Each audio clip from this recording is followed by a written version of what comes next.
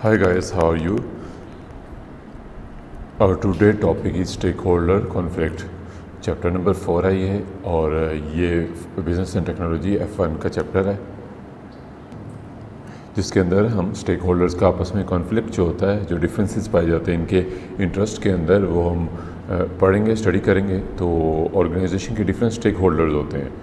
कुछ stake holders powerful होते हैं, कुछ की पावर्स कम होती है, कुछ का इंटरेस्ट ज़्यादा होता है, कुछ का इंटरेस्ट कम होता है। ठीक है, तो ये पूरा एक स्ट्रक्चर है, उसके ज़रिए चीज़ समझ आएगी हमें। ठीक है ना, तो सबसे पहले हम करते हैं स्टेक होल्डर का कॉन्फ्लिक्ट क्या क्या होता है। Employees versus two managers. ठीक है, एम्प्लॉयज़ चाहते हैं कि उन्हें अच्छी सैलरीज मिले, ठीक है ना, और उन्हें वेजेस अच्छी मिले, जबकि मैनेजर चाहते हैं कि उनको बोनसेस के साथ वेजेस भी अच्छी मिले, उनको बोनसेस भी मिले। ठीक है, तो बोनसेस उनको कब मिलता है? जब वो कॉस्ट को कंट्रोल करते हैं। कॉस्ट जो होती है वो लेबर कॉस्ट भी होती है, और लेबर कॉस्ट जो होती है वो एम्प्लॉयज़ की सैलरी होती है। तो जब उसको कंट्रोल करने की कोशिश करते हैं तो उनका आपस में कॉन्फ्लिक्ट क्रिएट हो जाता है, उनका आपस में झगड़ा शुरू हो जाता है। ठीक है, तो कॉस्ट एफिशिएंसी को फाइंड आउट करने के लिए, उसको कंट्रोल करने के लिए इनके दरमियान में एक मेन प्रॉब्लम स्टार्ट होती है। ठीक है, इस तरह उसके बाद आपके पास आ जाता है customers versus two share holder. ठीक है, कस्टमर चाहते हैं कि हमें अच्छी क्वालिटी की प्रोडक्ट मिले कम प्राइस के अंदर, जबकि जो शेयर होल्डर चाहते हैं वो चाहते हैं कि हमें ज़्यादा से ज़्यादा प्रॉफिट्स मिले, हमारा कैपिटल एप्रिसिएशन हो, कंपनी की वर्थ इंक्रीज़ करें, डिविडेंड हमें मिले, रेगुलर हमें डिविडेंड मिले। ठीक है, तो ये जब सारा कुछ मिलना है तो कस्टमर्स को जब आप प्रॉफिट कम रखेंगे प्रोडक्ट के अंदर, तो आपको जो शेयर होल्डर्स होते हैं उनको डिविडेंड्स वगैरह कम मिलेगा। ठीक है, तो इनका मेन कॉन्फ्लिक्ट ये होता है, शेयर होल्डर अपना प्रॉफिट ज़्यादा अर्न करना चाहते होते हैं, और जो कस्टमर होते हैं वो वैल्यू फॉर मनी प्रोडक्ट लेना चाहते हैं, सस्ती चीप प्रोडक्ट लेना चाहते हैं अच्छी क्वालिटी की, तो जिसमें उनको कंपनी को वो कम प्रॉफिट मार्जिन देना चाह रहे होते हैं, और जो शेयर होल्डर होते हैं वो कंपनी को ज़्यादा प्रॉफिट मार्जिन देना चाह रहे होते हैं, ताकि उनका प्रॉफिट में कंट्रीब्यूशन जो है वो इंक्रीज़ हो, उनको ज़्यादा डिविडेंड मिले। General public versus two share holder. ठीक है, तो इन्वायरमेंट के ऊपर इफेक्ट होता है जब कंपनी का। ठीक है, तो डिफरेंट मशीनरीज आती है जो इन्वायरमेंट के अंदर से पोल्यूशन को कंट्रोल करने के लिए यूज़ होती है। जो मतलब जब कंपनी प्रोडक्ट्स बना रही होती है तो उसको अंदर ही उसके धुएं को डिसमेंटल करना होता है उन्होंने। ठीक है ना, उसको मतलब कवर करना होता है, इन्वायरमेंट को कम से कम डैमेज करना होता है। इसकी बेसिस के ऊपर उनको हैवी मशीनरी मंगवानी पड़ती है, वो कॉस्टली मशीनरी होती है, जिसकी वजह से जो प्रॉफिट्स होते हैं वो इरोड होते हैं, प्रॉफिट्स ख़त्म होते हैं, और प्रॉफिट क्योंकि शेयर होल्डर के होते हैं तो इसलिए इनके दरमियान में आपस में कॉन्फ्लिक्ट क्रिएट हो जाता है। नेक्स्ट आपके पास आ जाता है manager versus two share holder. Company के मैनेजर जो होते हैं वो ग्रोथ चाह रहे होते हैं अपनी भी और कंपनी की भी, जबकि शेयर होल्डर जो होते हैं वो कंपनी की ग्रोथ चाह रहे होते हैं ताकि उनको डिविडेंड्स मिल सके। ठीक है, और जो मैनेजर्स होते हैं वो इंडिपेंडेंस चाहते हैं, और जो आपके पास शेयर होल्डर होते हैं वो उनका ऑडिट करवाना चाह रहे होते हैं, तो इनका आपस में ये कॉन्फ्लिक्ट क्रिएट होता है।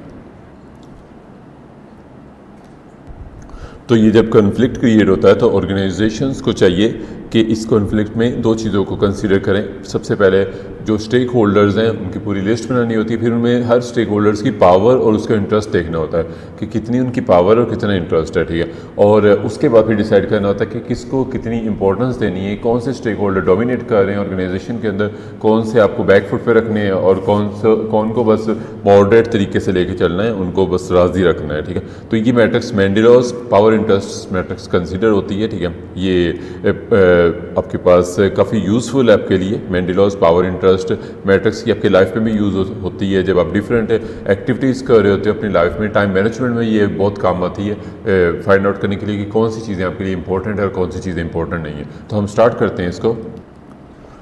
तो आपके यहाँ पे एक्स एक्सिस पे लेवल ऑफ इंटरेस्ट है, और वाई एक्सिस पे आपके पास लेवल ऑफ पावर है। तो लो और हाई पावर होती है, इसी तरह लो इंटरेस्ट होता है और हाई इंटरेस्ट होता है। जिनका इंटरेस्ट भी ऑर्गेनाइजेशन के अंदर कम हो और जिनकी पावर भी कम हो, उसको मिनिमल एफर्ट के ज़रिए आप कर लेते हो। ठीक है ना, मतलब कोई लोग आपके पास जॉब कर रहे हैं सिंपल, ठीक है, तो उनको पास पावर्स भी कम होती है और उनका इंटरेस्ट भी इतना कोई ख़ास नहीं होता जो डेली वेजेस के ऊपर होते हैं आपके पास। ठीक है, तो इसलिए इनको मिनिमल एफर्ट के ऊपर रखना होता है। ठीक है, लेवल ऑफ इंटरेस्ट हाई अगर हो और लेवल ऑफ पावर लो हो, ठीक है ना, तो फिर आपको इनको कीप इन्फॉर्म्ड रखना होता है ताकि ये जो आपके पास हाई पावर के लोग हैं उनके साथ मिलके मतलब की प्लेयर्स के अंदर ना चले जाएं। ठीक है, तो इनको कीप इन्फॉर्म रखना होता है। नेक्स्ट आपके पास आ जाता है लेवल ऑफ पावर हाई है, ठीक है ना, और लेवल ऑफ इंटरेस्ट लो है। इनका इंटरेस्ट नहीं होता, ये आपके पास इंस्टीट्यूशनल आपके पास इन्वेस्टर्स होते हैं जिनके डिफरेंट कंपनीज़ के अंदर इन्वेस्टमेंट्स होती हैं, इनकी पावर हाई होती है, लेकिन इनको आपको सेटिस्फाइड रखना होता है, ठीक है, ताकि ये जो इन्फॉर्म्ड, अगर बेस्ट इन्फॉर्म्ड हो जाएंगे, अगर इनका इंटरेस्ट इंक्रीज़ कर जाएगा तो ये की प्लेयर्स के अंदर आ जाएंगे, ठीक है। नेक्स्ट आपके पास आ जाता है की प्लेयर्स, ठीक है, इनकी पावर भी हाई होती है, इंटरेस्ट भी हाई होता है। तो जब भी आपने स्ट्रेटजी बनानी है तो सबसे पहले इनको कंसीडर करना होता है, बाकियों को आपने इन्फॉर्म करना है, सेटिस्फाइड करना है कि कुछ लोगों को, ठीक है, लेकिन इनको साथ लेके चलना होता है बिल्कुल हर स्टेप के ऊपर।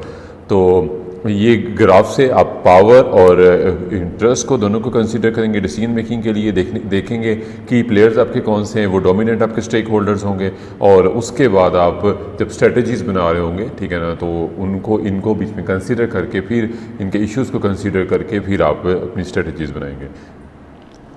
तो इसमें मज़ीद इश्यूज़ जो हैं मेंडलोज़ मैट्रिक्स के अंदर वो ये कि ये 4 क्वाड्रेंट्स हैं, ठीक है। इसमें जो स्टेक होल्डर्स हैं ये मूव करते रहते हैं मिनिमल एफर्ट से, इन्फॉर्म के आपके पास हाई इंटरेस्ट में जा सकते होते हैं, हाई पावर में जा सकते होते हैं, या की प्लेयर्स हो सकते होते हैं, ठीक है।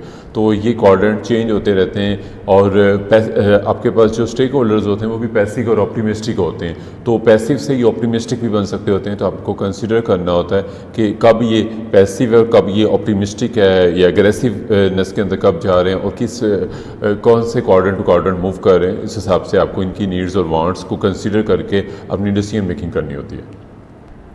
अच्छा, हम डिफरेंट स्टेक होल्डर्स को कंसीडर कर रहे हैं जिनके पास पावर होती है। तो पावर आती कहाँ से है?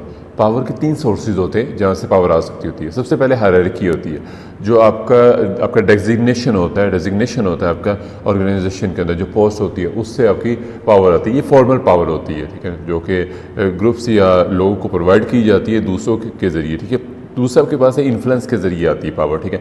आपकी पर्सनल क्वालिटीज़ होती है लीडरशिप की, आप लोगों को लेकर चलते हो, लोग आपके पीछे चलते हैं, ठीक है। ये आपके पास इन्फ्लुएंशियल होती है, ठीक है ना, और ये लीडरशिप क्वालिटीज़ की बेस के ऊपर होती है, ठीक है।